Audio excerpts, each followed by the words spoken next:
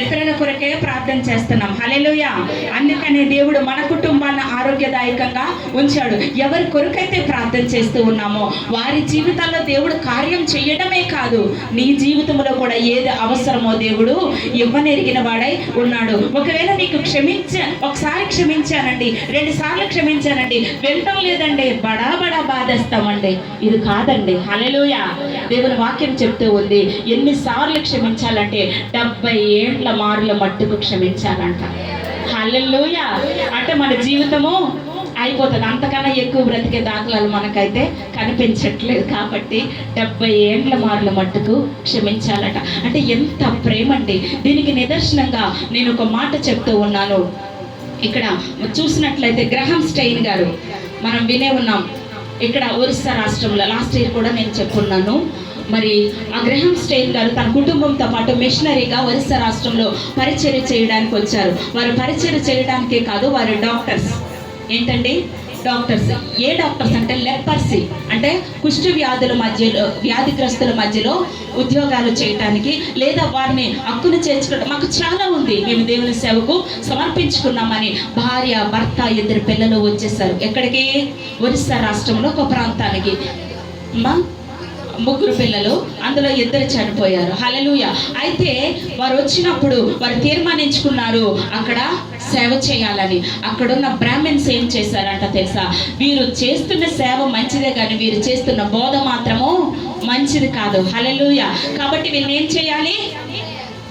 చంపేద్దాం అని చెప్పి ఒక 3 4 లేకపోతే ఎంతమందో వారంతా మొట్టడించి ఆ బండితో సహా ఆ 2 పిల్లల్ని, తన భర్తని కాల్చేశారట. వాళ్ళు చేసిన పని ఏంటండి? మంచి పనే, చెడ్డ పని ఏం చేయలేదు. వాళ్ళు వీళ్ళలాగేం కాల్ చేయలేదు, లేకపోతే కొట్టలేదు, సమాజానికి ఏదో నష్టాన్ని కలిగించలేదు. వారికి కలిగినదంతా ఖర్చు చేస్తూ అనేక మందిని చేరదీస్తూ వారిని బాగు చేస్తూ ఉంటే సమాజం ఏం చేసింది? వారిని నడి రోడ్డు మీద కాల్ చేసిందండి. హల్లెలూయా. అక్కడికి అది అయిపోలేదండి. ఒక రోజున తన భార్య వేదిక ముందుకు వచ్చి చెప్తా ఉంది, ఏమని అంటే, నా భర్త, నా 2 బిడ్డలను నేను కోల్పోయాను, కానీ అంతకన్నా నాకు ఆనందంగా ఉంది అందట. సమాజం అంతా నివ్విరిపోయి చూస్తూ ఉందట.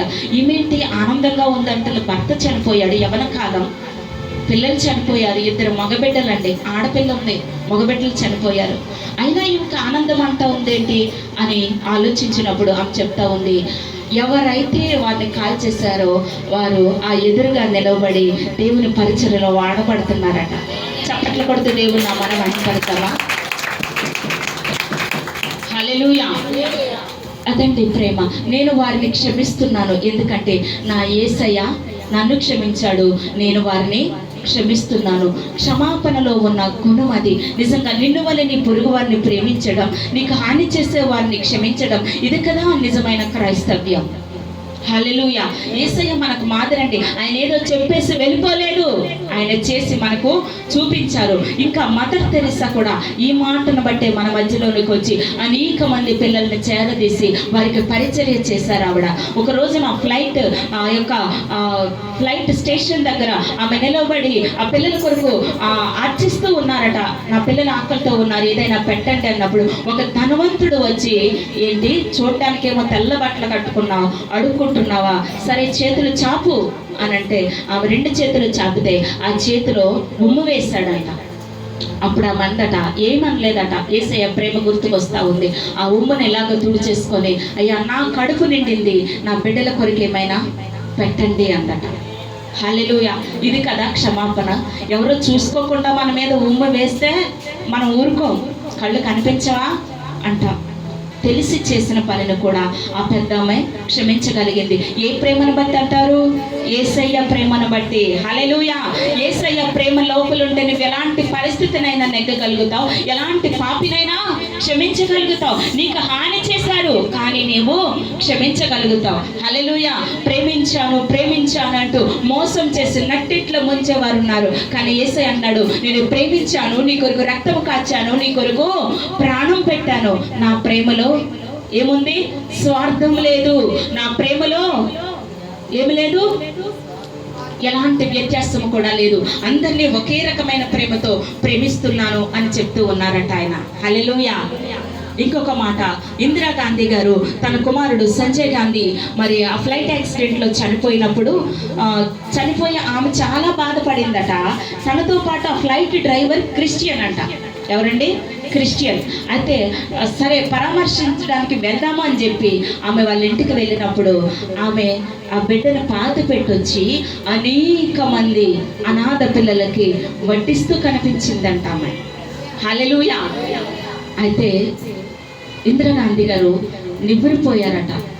ఇదేనేమో దేవుని ప్రేమ అంటే. కోల్పోయిన బిడ్డ కోసం ఆమె ఏడుస్తూ కూర్చుంటదేమో అనుకున్నాను నేను, కానీ ఏమని చూస్తే దేవుని ప్రేమ నాకు కనబడుతూ ఉందని ఒక స్టేట్మెంట్ ఇచ్చారు ఆ రోజు ఆ మీడియాకి. హల్లెలూయా.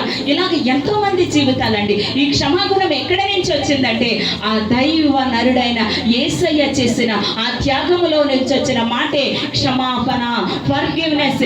ఎవరినైనా క్షమించగలిగే శక్తి దేవుని మాటకు మాత్రమే ఉందండి. కాల్చేస్తారా? కాల్చండి, మిమ్మల్ని మేము క్షమిస్తాం. హల్లెలూయా.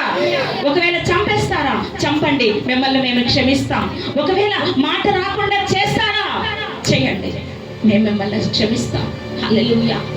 ఈ మాట ఎందుకు బట్టి చెప్తున్నానంటే మొన్నటి దినాన పగడాల గారు, ప్రవీణ్ పగడాల గారు చనిపోయారు. అది యాక్సిడెంట్ అని కొందరు, మర్డర్ అని కొందరు, రకరకాలుగా సోషల్ మీడియా కోడైకొస్తా ఉంది. ఆయన ఏంటో దైవ సమాజానికి తెలుసు, దేవునికి తెలుసు మనకన్నా ముందుగా. హల్లెలూయా. అయితే ఆయన కూడా కొన్ని వేల మందిని పోషించిన చేతులండి అవి, కొన్ని వేల మందిని బాగు చేసిన చేతులు అవి, కొన్ని వేల మందిని రక్షించిన చేతులు అవి. తత్వవేత్త, గొప్ప జ్ఞానము కలిగిన వాడు. హల్లెలూయా. అతన్ని చంపేసి ఇతడు పాపి అంటుంది లోకం. దేవుని దృష్టిలో ఆయన పరిశుద్ధుడే. హల్లెలూయా. కానీ ఆయన భార్య చెప్తూ ఉంది, ఆ రోజే, ఆ రెండో రోజో మూడో రోజో స్టేట్మెంట్ ఇస్తూ ఉంది. ఏమనంటే, ఒకవేళ ఇతరుని ఎవరైనా చంపుంటే నేను వారిని క్షమిస్తున్నాను. గట్టిగా చప్పట్లు కొడదామా? హల్లెలూయా. యవ్వన కాలం అండి. ఆమె వృద్ధురాలు కాదు, చిన్న బిడ్డలు. ఆ మాటలు ఎలా వస్తాయండి? ఇది మనుషులకు సాధ్యమా? చిన్న నష్టాన్ని కలిగిస్తేనే మనం ఓర్చుకోలేం. మనకు శరీరానికి చిన్న గాయం అయితేనే ఇంత గాయం చేశాడండి, ఇంత యాక్సిడెంట్ అయిపోయిందండి, అదండి ఇదండి అంటాము. కానీ ఎంత నష్టమో జరిగింది ఆ కుటుంబానికి. ఎన్నో కుటుంబానికి జరిగాయి అలాంటి నష్టాలు. స్టెయిన్ గారికి, గ్రహం స్టెయిన్ గారి కుటుంబానికి జరిగింది. ఇలాగ హతసాక్షులు అయిపోయిన వారు ఎంతో మంది ఉన్నారు, యవన బిడ్డలు ఉన్నారు. వీరందరూ క్షమించగలిగారంటే దీనికి ఒకటే కారణం, యేసయ్య సిలువలో పలికిన మొదటి మాట. హల్లెలూయా. ఏంటండి? క్షమాపణ, క్షమాపణ, ఫర్గివ్నెస్. అయ్యా, నువ్వు క్షమించావు కదయ్యా, నీ దగ్గర మేము చేసేది చాలా తక్కువ, నువ్వు క్షమించినదే చాలా ఎక్కువ. ఎందుకంటే దేవుడు చేసిన త్యాగము సర్వ మానవాళి పాప పరిహార బలిదానము. హల్లెలూయా. నిజంగా ఆ దేవుడు చేసిన ఆ త్యాగం ముందు మనం చేసింది ఏ పాటిది కదా. నిజంగా ఒకవేళ దేవుని రాజ్యానికి వెళ్ళాలంటే ఆయనే మార్గం. ఎందుకంటే ప్రేమించాడు, క్షమించాడు, నీకు ఒక ద్వారాన్ని తెరిచాడు. ఆ ద్వారం ఏమిటి అంటే యేసు మార్గం. హల్లెలూయా. చాలా మంది హేళన చేస్తూ ఉన్నారు. సోషల్ మీడియాలో ఫోన్ తీస్తేనే భయం వేస్తూ ఉంది కదా. ఎందుకంటే అలా ఉంది పరిస్థితి. కానీ దేవుని వాక్యం ఏం చెప్తూ ఉండేటే, ఆది నేనే, అంతమో నేనే. చాలాసార్లు అల్ప విశ్వాసులు ఇవి చూసి ఏం చేస్తూ ఉన్నారంటే పడిపోతూ ఉన్నారండి. ప్రార్థన చేయడం మానేస్తున్నారు, వాక్యం చదవడం మానేస్తున్నారు, ప్రభుత్వం నడవడం మానేస్తున్నారు. ఎందును బట్టి అంటే లోకంలో మాట్లాడే మాటలు ఎలా ఉన్నాయి, అపోహలు. అయితే మీ ముందు దేవుడు ఇచ్చిన పరిశుద్ధ లేఖనము ఇది పర్వతాలు తొలగిపోయినా, మెట్టలు తత్తరిల్లిపోయినా, భూమి గతించినా ఈ మాటలు గతించవు. గట్టిగా చప్పట్లు కొడుతూ దేవుడు ఈ మాటల్లో జీవం ఉంది. హల్లెలూయా. ఈ మాటలు గతించిపోయేవి కావు. నువ్వు ఏ పరిస్థితిలో ఉన్నా ఆ పరిస్థితికి సరిపోయిన మాటలు ఇవి. కాబట్టి ఈ మాటలు యందు లక్ష్యం ఉంచినట్లయితే దేవుడు నిన్ను వెలుగులోనికి నడిపిస్తాడు. అందుకనే మనం ఒక మాట చూస్తూ ఉంటాం, అసతోమా సద్గమయ, తమసోమా జ్యోతిర్గమయ, మృత్యోన్మా అమృతంగమయ. హల్లెలూయా. ఇదేనండి ఆది.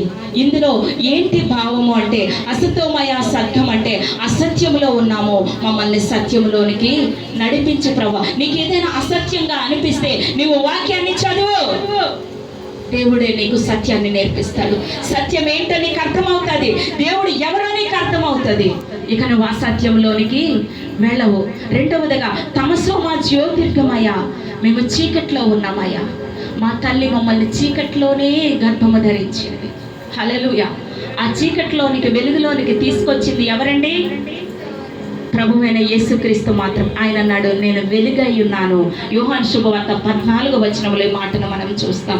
చీకటిలో నుంచి వెలుగులోనికి తీసుకొచ్చాడు దేవుడు. ఈరోజు బల్బును కనుగొన్నాము, ఈ వెలుగు అనుకోకండి. ఈ బల్బును కనుగొన్నది కూడా అక్కడ నుంచే. ఎక్కడ నుంచి? థామస్ ఆల్వా ఎడిసన్ బైబిల్ గ్రంథంలో ఉన్న నేను వెలుగై ఉన్నాను, లోకమునకు వెలుగునిస్తూ ఉన్నానంటే ఈ వెలుగు ఎక్కడుందా అని సెర్చ్ చేసినప్పుడు ఆయన లైఫ్ను కనుక్కోవడం జరిగింది. ఇది మూలం అండి. మన మూలాలు వదిలేసి మనం ఏదేదో తర్కించటం వల్ల మనకు ఉపయోగము లేదు. మృత్యోన్మ అమృతంగమయ.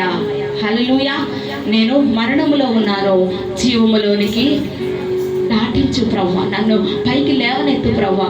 మరణం అందరికీ సంప్రాప్తం అయ్యింది. అయిందా లేదా?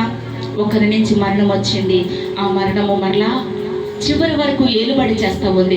అయితే ఈ మరణము శరీరానికి కావచ్చేమో కానీ ఆత్మక మరణం మాత్రము లేదు. వెళ్తే 2 ప్లేసుల్లోనికే వెళ్ళాలి. ఒకటి పరలోకము లేదా నరకం. నీవు ఆత్మనిచ్చిన దేవుణ్ణి కనుక తెలుసుకోగలిగినట్లయితే నీవు దేవుని దగ్గరికే నీ ఆత్మ పోతుంది. ఒకవేళ నువ్వు తెలుసుకోకపోతే నరకంలోనికి పోతుంది. ఏది కావాలో మన ముందే దేవుడు ఉంచాడు, నరకమా పరలోకమా. హల్లెలూయా. ఇంకొక 2 మార్గాలు ఉన్నాయి, ప్రేమ, క్షమాపణ. హల్లెలూయా. ప్రేమించగలిగితే క్షమించగలుగుతాము. క్షమాగుణం నీలో ఉందంటే ఆటోమేటిక్గా నీలో ప్రేమ ఉందనే అర్థం. అది ఏ ప్రేమ అంటే దేవుని ప్రేమ. దేవుని ప్రేమ తప్ప ఈ లోక ప్రేమలు ఏవి క్షమించలేవని నటిస్తాయంతే. హల్లెలూయా. కానీ వారి లోపల మరలా దాన్ని దాచిపెట్టుకుంటారు. అది నిజమైన ఫర్గివ్నెస్ కాదు, నిజమైన క్షమాపణ కాదు. దేవుడు అంటూ ఉన్నాడు, నేను మీ దగ్గర నుంచి ఏది బదులాశించలేదు, నేను ఇచ్చేస్తాను. ఏమి ఇచ్చేస్తాడు అంటే సర్వాన్ని ఇచ్చేస్తాడు ఆయన. నీ నుంచి ఏమీ ఆశించలేదు. కానీ మనం చేయాల్సింది ఏంటంటే దేవునిలో నమ్మకముగా బ్రతకటం. హల్లెలూయా. ఒకసారి వెలిగింపబడిన నీవు అనేకులకు వెలుగుగానే ఉండాలి. కానీ మరలా ఆరిపోయిన దీపంలాగా అటు ఇటు కొట్టబడుతూ ఉంటే దానివలన మొదటిగా నీకు బలం ఉండదు కదా, నీ కుటుంబానికి బలం ఉండదు, దానివలన ఉపయోగం కూడా లేదు. నీవు వెలిగింపబడిన దివిటి వలె కొంచెము మీద మంచం మీద పెట్టబడిన దీపస్తంభంలాగా ఉండాలి. అందరికీ వెలిగివ్వాలి. హల్లెలూయా.